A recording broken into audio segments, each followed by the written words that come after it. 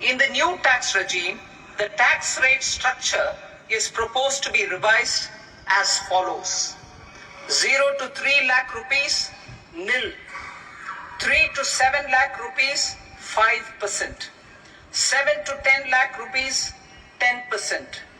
10 to 12 lakh rupees, 15%. 12 to 15 lakh rupees, 20%. And above 15 lakh rupees, 30%. As a result of these changes, a salaried employee in the new tax regime stands to save up to 17,500 rupees in income tax.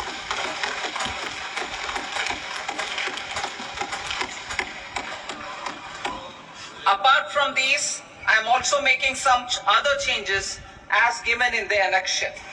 As a result of these proposals, revenue of about 37,000 crore, that is 29,000 crore in direct taxes and 8,000 crore in indirect taxes will be foregone, while revenue of about 30,000 crore rupees will be additionally mobilized.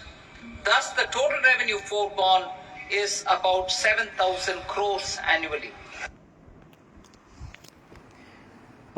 Tax को लेकर नया जो है update लेकर सामने आया है कि टैक्स को लेकर एक नया स्ट्रक्चर तैयार किया गया है, वो आपके साथ साझा करना चाहते हैं। ये तस्वीरें जो आप देख रहे थे, ये फाइनेंस मिनिस्टर जो हैं निर्मला सीतारमण जी हैं, और इनके द्वारा वहाँ पर ये टैक्स को लेकर टैक्स स्ट्रक्चर को लेकर सामने लाया गया है राज्यसभा में। ये तस्वीरें अगर आपने जो देखी थी, जो हमने बताई हैं, इस चीज़ को लेकर हम आपसे साझा करना चाहते हैं। जो हमारे पास अभी तक अपडेट पहुंची है वो आपके तक पहुंचाना चाहते हैं। जो फाइनेंस मिनिस्टर हैं सीतारमण जी, उनके द्वारा एक न्यू टैक्स रजीम दिया गया है, यानी टैक्स स्ट्रक्चर तैयार किया गया है, जिसमें 3 लाख तक लेकर, अगर 0 से लेकर 3 लाख के बीच में अगर कोई भी वहाँ पर कमाई होती है या कुछ भी है, वो नील रहेगा। और 3 से अपर 7 लाख तक के बीच में आपको 5% जो है टैक्स देना पड़ेगा। इसके अलावा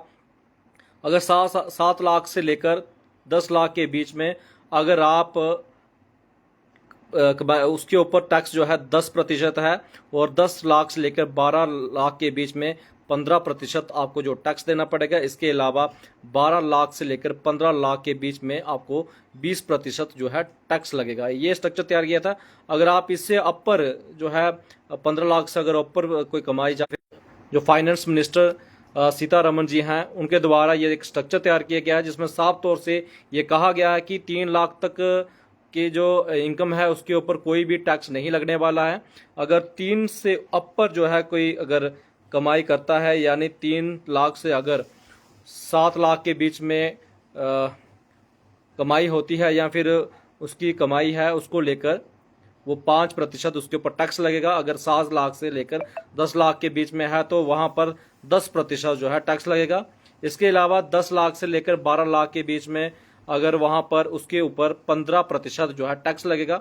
इसके अलावा 12 से 15 लाख के बीच में उसके बीच में अगर कमाई या फिर लगता है तो उसको टैक्स 20% लगेगा, और 15 लाख से अगर ऊपर के ऊपर जो है वो 30% टैक्स लगेगा। यहाँ पर राहत जरूर पाई गई है, क्योंकि 3 लाख से नीचे किसी को भी जो है टैक्स देने की आवश्यकता नहीं है। अगर 3 लाख से ऊपर यानी 3 से 5 लाख के बीच में है तो वो उसको 5% जो है टैक्स देने पड़ेगा। ये साफ तौर से कह दें कि जो यूनियन मिनिस्टर हैं निर्मला सीतारमण जी, जो फाइनेंस मिनिस्टर हैं, उनके द्वारा ये एक सिग्नेचर स्ट्रक्चर तैयार किया गया है टैक्स को लेकर, वो हम आपके साथ साझा कर रहे थे।